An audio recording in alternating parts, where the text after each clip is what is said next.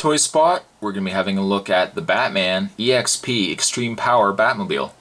For those interested in the Batman toys and for those who enjoyed the Batman cartoon, so you guys can look forward to a review of the Batmobile. For those not interested, I'm sorry. But before we actually have a look at the vehicle itself, as you can see, there is a Try Me button. I won't hit it just yet. I'll actually get this opened up so you can get a closer look at the vehicle.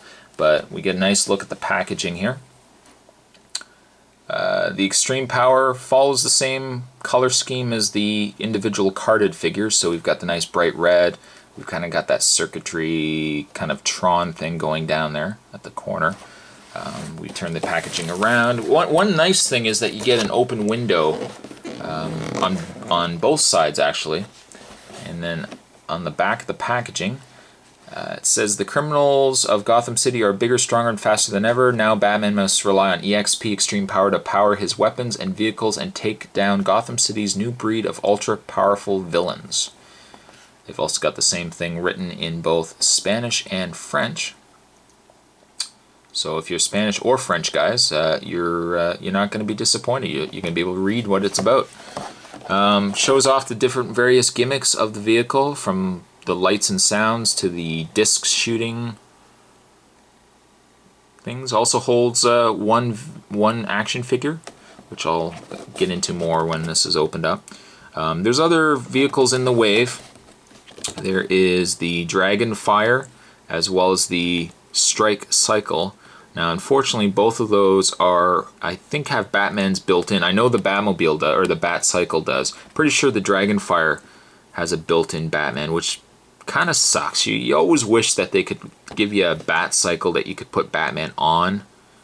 Remember when that used to be the case? You could put characters on the bikes. They weren't molded. That seems to be the big thing now.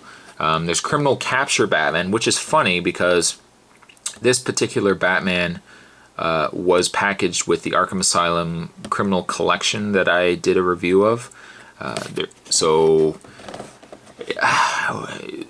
you would get the figure if you bought the set.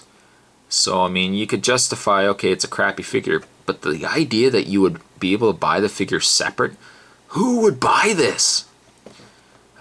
Anyways, there is also Batgirl, Night Strike Batman, Clayface, the Riddler, Night Shadow Batman, Batarang, Crusader, and Crazy Cut Up the Joker. So there's packaging on the Batmobile. What I'm going to do is I'm going to get this guy, or this vehicle, opened up, and we will get a closer look at the Batmobile. So don't go away, guys. Looking very nice. Now that we have the Batmobile out of the package, I can give you guys a better look at the vehicle itself. I'm 100% certain that the Batmobile here reuses to some extent the exact same mold as the Gotham Knights Batman Batmobile from the Batman Animated Series line. I'm pretty sure like this back section here, they must have reused some aspects of it because it's the exact same size. Obviously this Batmobile has a couple extra things on it, but really nice use of chrome. They've got the nice chrome in the wheels here, and nice front. And they've got all the parts that are points are all like this rubber. So you've got rubber front, and then the back wings are rubber. I don't know why they're so uptight about making all these sharp things flexible now. If you're an 80s kid like I am, I mean, the amount of stuff we had on toys back in the day, if you looked at it now, you'd think, my God, how could any child survive such dangerous toys? I mean, I had wood burning. I didn't have one, but those wood burning toys or wood burning sets that you could get from the Sears catalog at Christmas time. There was like chemistry sets, tool sets. But I mean, even like the toys back then had all sharp points, and we survived just fine. I don't know why nowadays we always have to put everything rubbery and we always have to dull surfaces, but that's not really anything to do with this Batmobile. Nice back section here.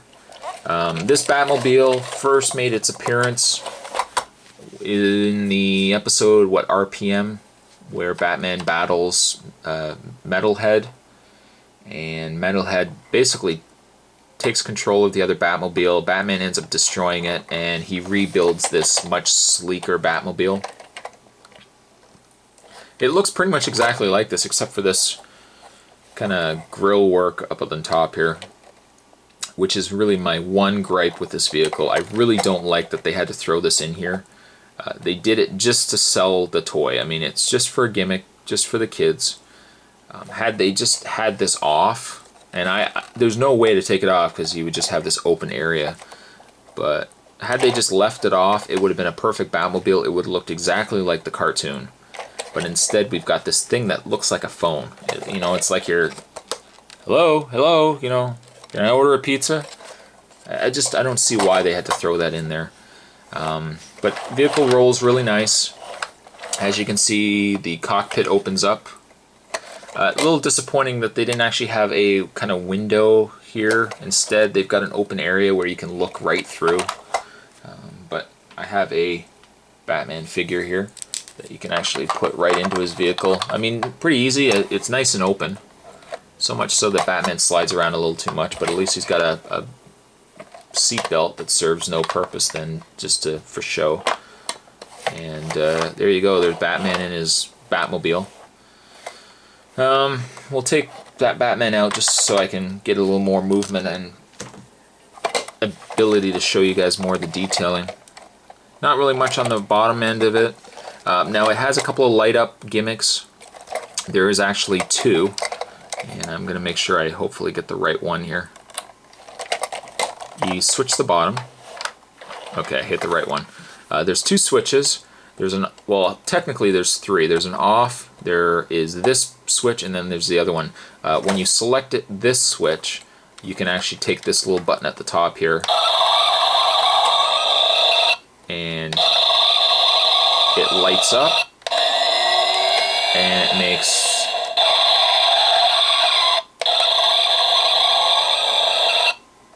what looks to be, I guess, 3 different sound effects. It has the engine revving, and then it's got him. The other switch, which I think you guys can see there's an X, there's a 0, and then there's an I. If you switch it to the I,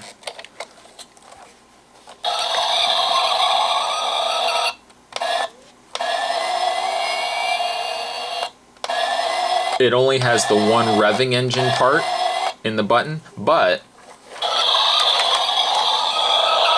it's actually motion controlled. So when you move the tires, it actually makes the car sounds. And I'll shut this off before it goes crazy on us. But I think that's pretty neat. I like the fact that it has it. Again, I wish this wasn't here, but there is also one other gimmick, which the other Batmobile had too from the Gotham Knights set. I think it was Street Strike Batmobile or something like that. It has a little disc launcher, and it only comes with one disc, so you got to be careful you don't lose it. But you basically put the disc in, and there's a little button on the top here that when you press it,